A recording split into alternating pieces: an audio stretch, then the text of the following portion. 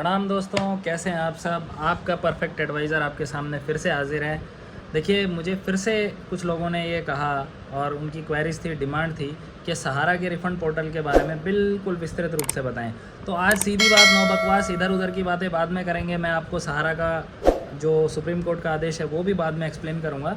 पर सबसे पहले हम रिफ़ंड का जो प्रोसेस है उस पर आते हैं। रिफ़ंड के लिए दोस्तों आपने सबसे पहले क्या करना है कि आपको ये वेबसाइट के ऊपर जाना है। CRCS सेंट्रल रजिस्ट्रार की जो रजिस्ट्रार ऑफ सोसाइटी का जो कोऑपरेटिव सोसाइटीज़ का साइट है, इसके ऊपर जाना है। और इस पर जाने के बाद सबसे पहले आपने अपना आधार की लास्ट 4 डिजिट डालनी है और अपना आधार लिंक मोबाइल नंबर डालना है। उसको फिर आपने OTP जो है, OTP के लिए आगे प्रेस करना है। OTP प्रेस करेंगे तो यदि आपका आधार से ही लिंक मोबाइल नंबर है तो ऑटोमेटिकली आपके पास फ़ोन पे OTP आ जाएगा। OTP आने के जस्ट बाद में आपने क्या करना है, ये देखिए इस तरह का OTP आता है। ये OTP आता है। OTP आने के बाद आपने क्या करना है, आपने सबसे पहले अपना जो लॉगिन आईडी और पासवर्ड जनरेट कर लेना है। मतलब आपका लॉगिन आईडी ये जनरेट हो गया है यदि आपका आधार से लिंक, आपका मोबाइल नंबर आपके पास है तो। अब उसके बाद में आपने क्या करना है, नेक्स्ट आप अपने साइन अप करेंगे अपनी प्रोफाइल के अंदर। प्रोफाइल में आपने आधार की टोटल 12 डिजिट्स डालनी है। 12 डिजिट्स डालने के बाद में आपने अपना OTP फॉरवर्ड करना है। OTP का ऑप्शन क्लिक करना है, आपके फ़ोन पे ऑटोमेटिकली OTP आ जाएगा। नेक्स्ट जो है आपके पास जो इंटरफेस खुलेगा उसमें सीधा सीधा ऑप्शन आएगा कि भाई आपको किस तरह से, मतलब आपकी जो अमाउंट है उसके रिलेटेड। अब वो अमाउंट्स क्या क्या है, सबसे पहले तो आपने उसमें ऊपर सिलेक्ट करना है आपकी कौन सी कंपनी में पैसा इन्वेस्टेड है। जो भी आपका बॉन्ड है उसके ऊपर लिखा रहता है या तो Sahara India credit cooperative society limited, या stars multipurpose cooperative society limited, Hamara India credit cooperative society limited, या फिर Saharayan universal multipurpose cooperative society limited. तो ये इस तरह से 4 कंपनीज़ हैं। उन 4 कंपनीज़ का पैसा जो है फ़िलहाल रिलीज़ हुआ है। तो आपने इनमें से जो भी आपके बॉन्ड पे ऊपर ही फ्रंट में जो मेंशन है वो आपने नीचे उसमें सिलेक्ट कर देना है। आप कर्सर को क्लिक करेंगे, चारों में से ऑप्शन होंगे आपके, उनको एक को सिलेक्ट कर लीजिए। फिर उसके बाद आपको अपना सर्टिफिकेट नंबर, फिर आपको अपना मेंबरशिप ID, आपका अकाउंट नंबर, ये सभी चीज़ें डालनी है। ये डालने के बाद आपकी इन्वेस्टेड अमाउंट वो डालनी है। इन्वेस्टमेंट की जो डेट थी आपकी वो सिलेक्ट करनी है। कैलेंडर होगा उसमें आपको साल, महीना, दिन, तारीख, ये सब आप उसमें सिलेक्ट कर लेंगे। और उसके बाद आपने अपना नीचे ऑप्शन आता है उसको सबमिट कर दीजिएगा। सबमिट करने से पहले आपको अपना जो कॉपी है आपके उसका बॉन्ड का कॉपी भी आपने स्कैन करके 200 KB के साइज़ के अंदर स्कैन करके और उसे अपलोड करना है साइट पे। अपलोड हो जाएगा तो आपके पास कुछ इस तरह से आएगा। एक साइड में आपके दावे का विवरण और एक साइड में आपका बॉन्ड की अपलोड की हुई कॉपी, वो अपलोड हो गई। नीचे वो ऐड हो जाएगा और फिर आपके पास नेक्स्ट ऑप्शन होगा दावा जोड़ें या ऐड क्लेम। अगर आप और क्लेम डालना चाहते हैं, आपकी और भी कंपनीज में इन्वेस्टमेंट है, तो फिर दोबारा से सेम प्रोसेस, सहारियन, स्टार्स, हमारा या फिर सहारा, इनमें से जो भी आप एक सिलेक्ट कीजिए और आपकी अमाउंट, इन्वेस्टमेंट, उनके जो भी और पर्टिकुलर्स जो हैं अकाउंट से लेके मेंबरशिप ID, ये वो सब डाल दीजिए। डालने के बाद में फिर से स्कैन कीजिए, अपलोड कीजिए और वो हो जाएगा। वो ऐड होने के बाद में फिर आपने क्या करना है, आपको अपना जो प्रपत्र, नेक्स्ट ऑप्शन पे क्लिक करेंगे तो दावा प्रपत्र जनरेट करने का ऑप्शन आएगा। उस पर आप क्लिक करेंगे, आपका दावा प्रपत्र जनरेट हो जाएगा। अब उस प्रपत्र में क्या होता है, ऊपर एक फ़ोटो एफिक्स करने की जगह होती है और नीचे आपके क्लेम अमाउंट के पर्टिकुलर्स उसमें डले होते हैं कि भाई आपकी सहारा इंडिया में या हमारा क्रेडिट में, इनमें जो कंपनीज़ हैं इनमें इसमें इतनी अमाउंट इन्वेस्टेड थी और इन अमाउंट का इतना इस डेट को आपने डाला था और टोटल बनता है ये। और नीचे उसमें डिस्क्लेमर्स आएंगे। डिस्क्लेमर्स में यही होता है कि भाई मैं घोषणा करता हूँ फलाना धिकड़ा, जो डिक्लेरेशंस होती हैं कॉमन, जो मैंने आपको पहले भी बताई थी कि भाई मैं जेन्युइन डिपॉजिटर हूँ। अगर मैं लेजिटिमेट डिपॉजिटर नहीं हूँ, जायज़ डिपॉजिटर नहीं हूँ और मैंने ये पैसा क्लेम कर लिया तो मुझे जो भी मेरे पे उचित कार्रवाई बनती है वो की जाएगी, मैं उसके लिए एग्री हूँ।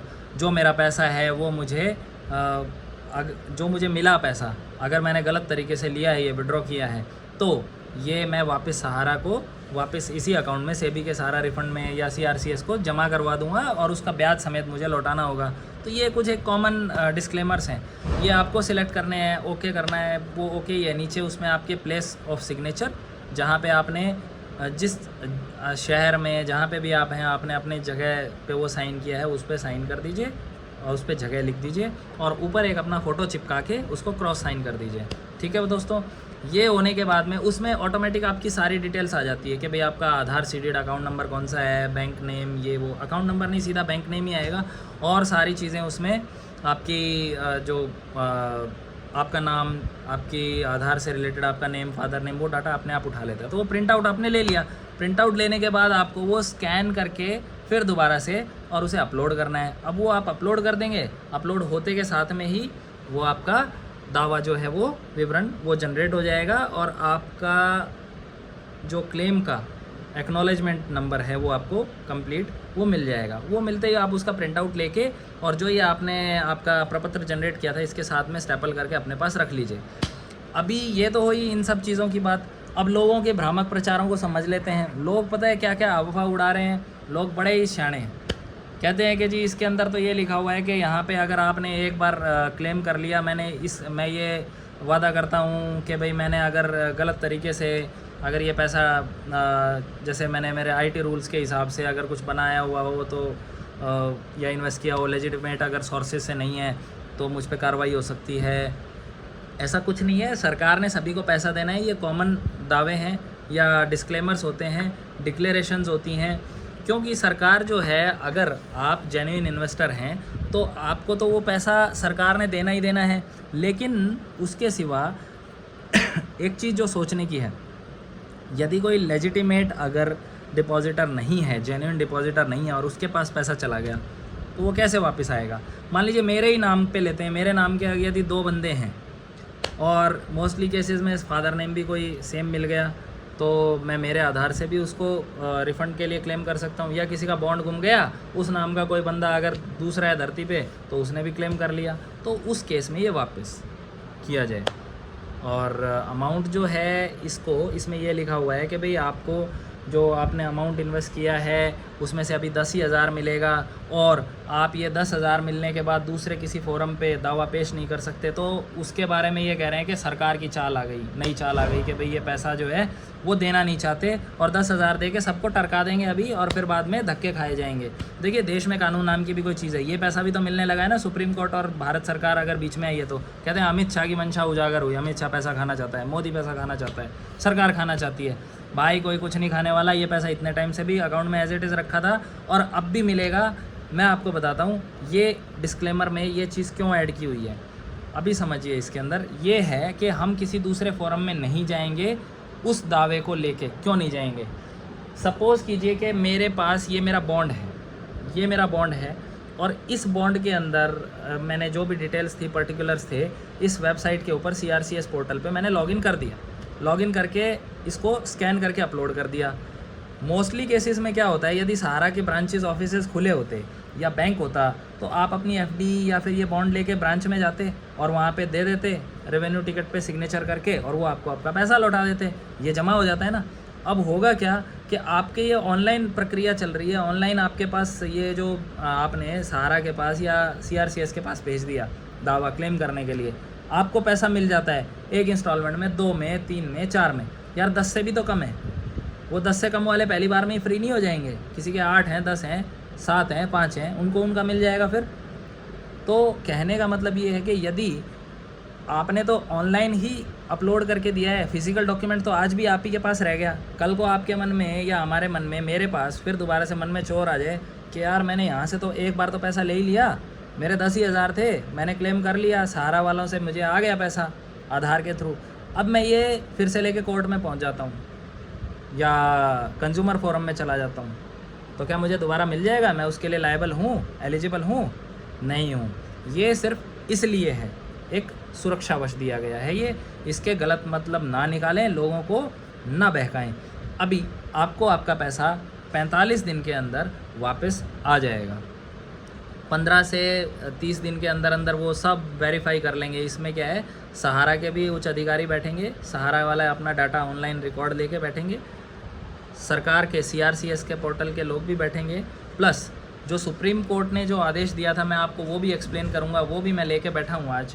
और इसके अंदर क्लियर कट एक एक चीज़ मेंशन है कि भाई ये जो पैसा है ये सुप्रीम कोर्ट किस तरह से देगी। उन्होंने दो बंदे इसमें नियुक्त किए हैं, एक ऑनरेरी चीफ जस्टिस जो कि पहले सुप्रीम कोर्ट से रिटायर हो चुके हैं उन्हें, और एक एमिकस क्यूरे, उनको दो लोगों को अपॉइंट किया है कि ये सारी प्रक्रिया आप अपनी जांच परख में करवाएंगे और इनके साथ में सलाह मशवरा करते हुए आप जो डायरेक्शन देंगे उसके हिसाब से ही ये लोगों को उनका पैसा मिलेगा। तो सरकार और सुप्रीम कोर्ट इस पिक्चर में अभी तक भी इन्वॉल्व हैं और वो तरीके से ही पैसा एक एक जेन्युइन डिपॉजिटर को उसका पैसा लौटाएंगे।